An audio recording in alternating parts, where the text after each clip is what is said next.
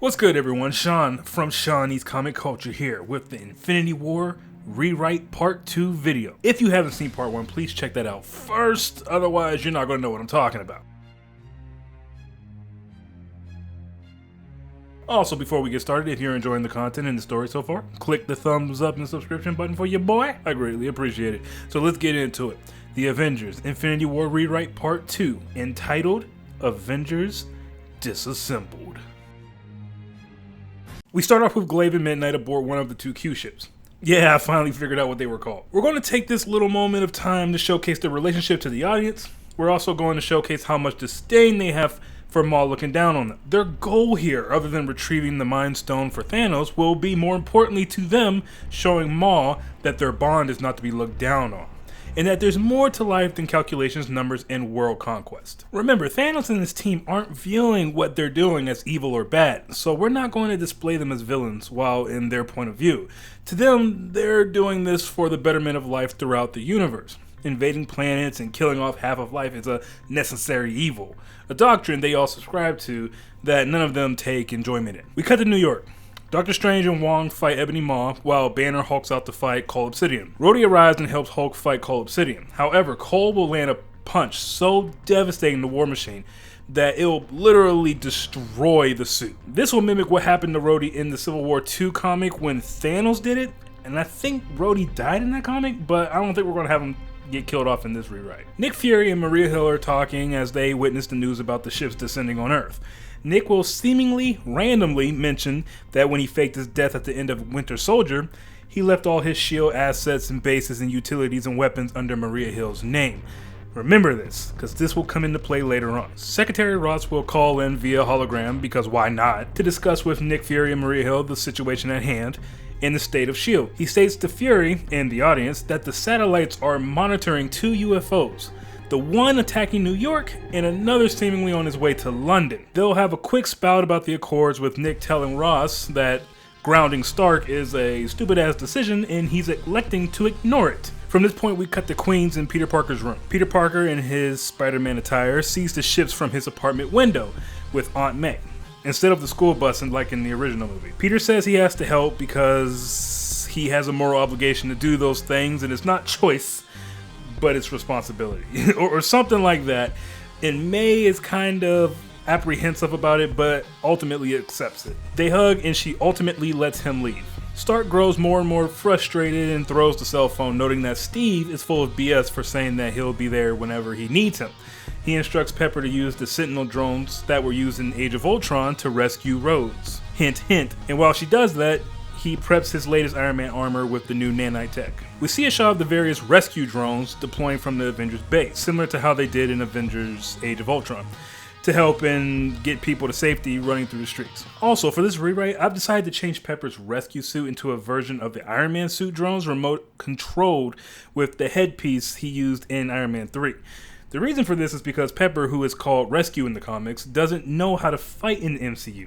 She doesn't know how to operate a suit because she's never practiced. It's the same issue I had with Rhodes in Iron Man 2 when he first put on the suit. He operated it perfectly without ever using one, while Stark was hella clumsy in Iron Man 1 when he first flew in the suit.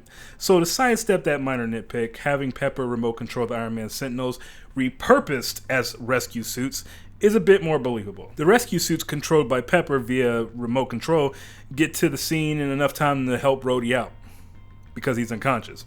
I don't think we're going to kill him off, but he's just unconscious at this point. And for the record, I hate that War Machine is constantly jobbing out in the MCU. It's a bit hypocritical for me to write it like this, but again, in the rewrite, it's a callback to when Thanos killed him in Civil War II. And it services the point of this movie, which is to make the Black Order and Thanos seem more like a big threat. Then we have Spider-Man arrive on the scene, and then we can focus on Spider-Man saving the people from the destruction of Cole Obsidian versus the Hulk. We want to avoid repeating story beats, so we've already seen Cole versus Hulk. We're going to turn the focus from that to the aftermath of their clashes, and Spider-Man's going to save people in New York. Essentially, Hulk versus Cole round 2 will be more about Spidey saving people from their clashes. Maul ultimately defeats Wong and Strange in a mind-trippy wizard duel scene. They capture Strange like they do in the original movie, and Maul commands Cole to retreat. which he won't like, but he does anyway. When this happens, the Hulk and Spidey will pursue them, and Spidey will latch a web line to the concrete that got Strange tied down like in the actual movie. Hulk will just super jump and hang on the edge of the Q-ship. Stark checks in with Wong, who tells him he has to stay and protect the Sanctum since they're being targeted. Then he opens a portal in the sky for Stark to catch up to the ship.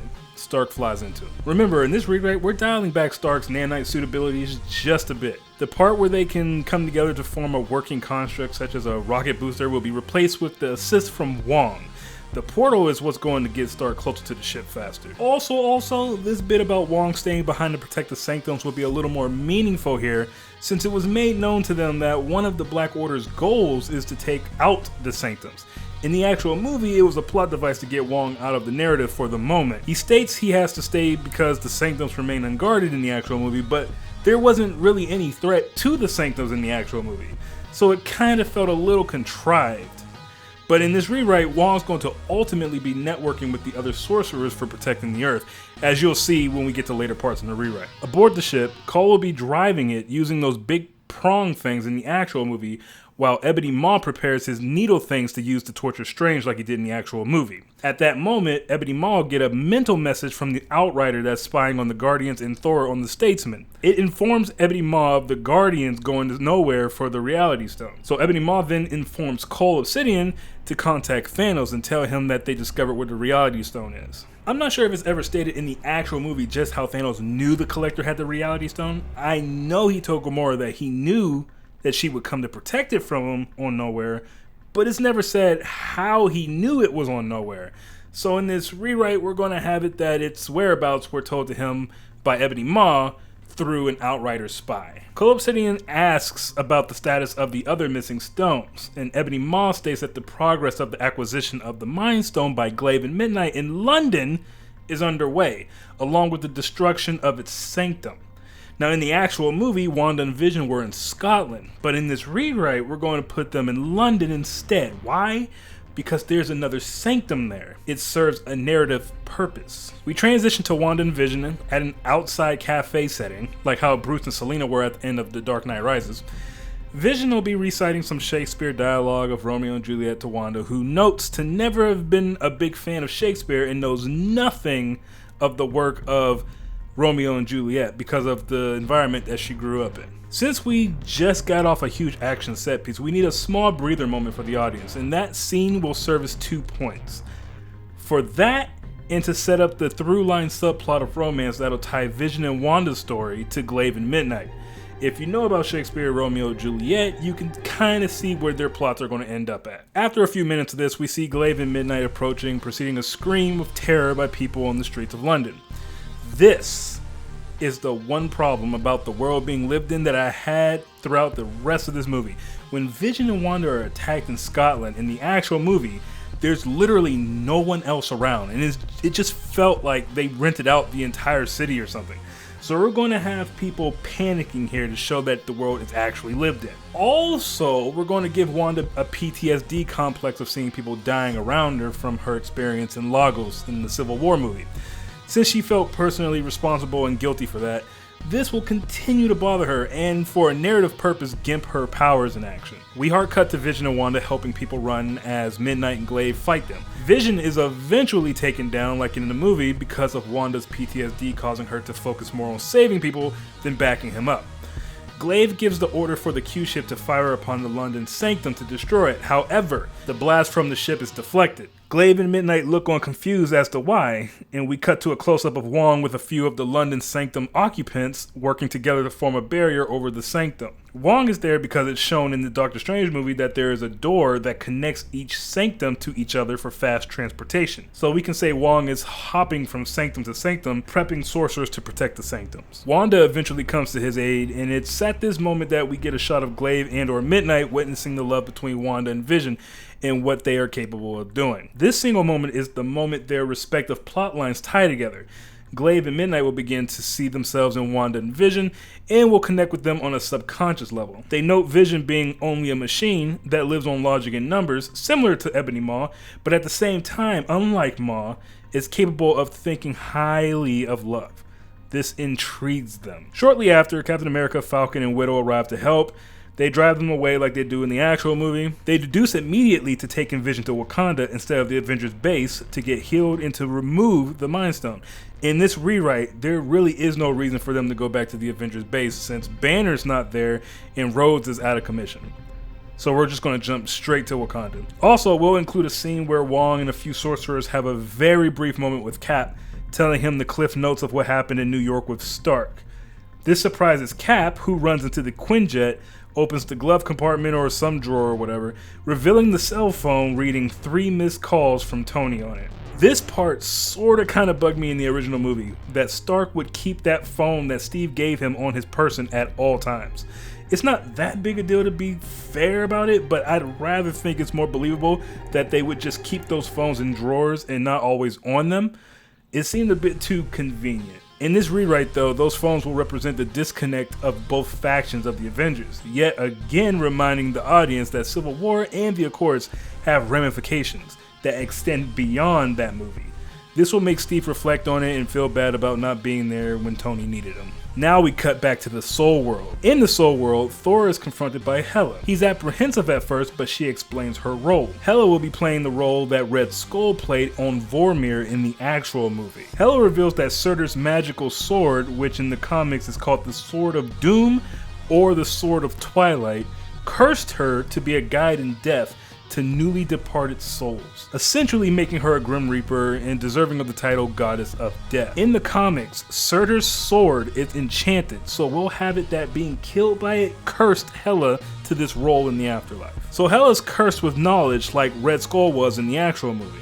As Red Skull knew of things like people's parents' names and such, Hela will be cursed with knowing things as well. This is mainly a plot device. Let's just keep it a buck. This was a plot device, but it keeps the movie going, so it's fine. Hela will be nonchalant about Thor's ordeal while he's angry and urgent. She'll reveal that she knows why he's there and will reveal the plot twist that Thor's journey to the afterlife was all for nothing because he already has the Odin Force. This surprises Thor and he'll think it's a trick at first, but Hela convinces him it's not. This bit is a red herring in the story. The audience will find out at the same time as Thor that this whole journey to the afterlife was for another reason. Hela will go on to explain that those flashes Thor got of Odin when they fought in Ragnarok weren't visions or memories or Odin himself, but rather the Odin Force personified in the visage of its last wielder. For anyone who watches the CW Flash show, think of Barry interacting with the Speed Force. The Speed Force takes on the image of Barry's dead mother.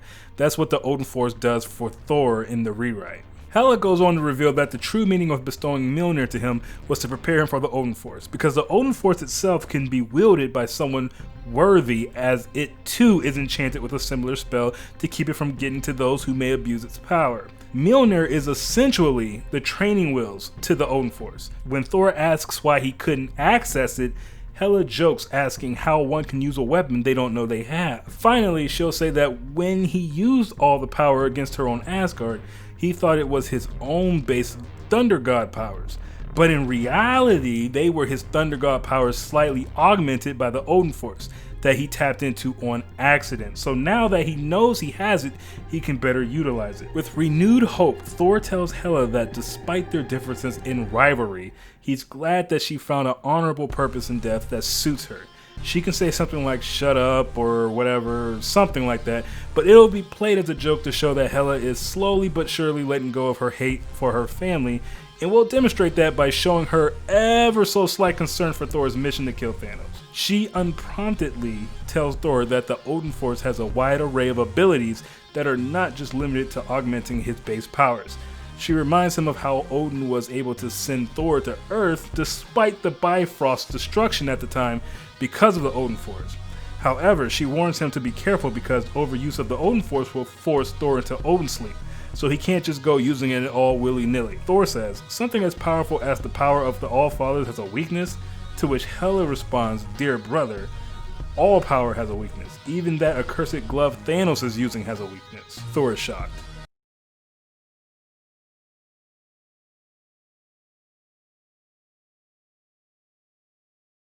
Next, on the Avengers Infinity War rewrite, Proxima Midnight and Corvus Glaive take on a new approach to gaining the Mind Stone. Meanwhile, The Guardians confront Thanos powered by 3 stones. Will they manage to stop him? Next time on Part 3, Absolution. See you then.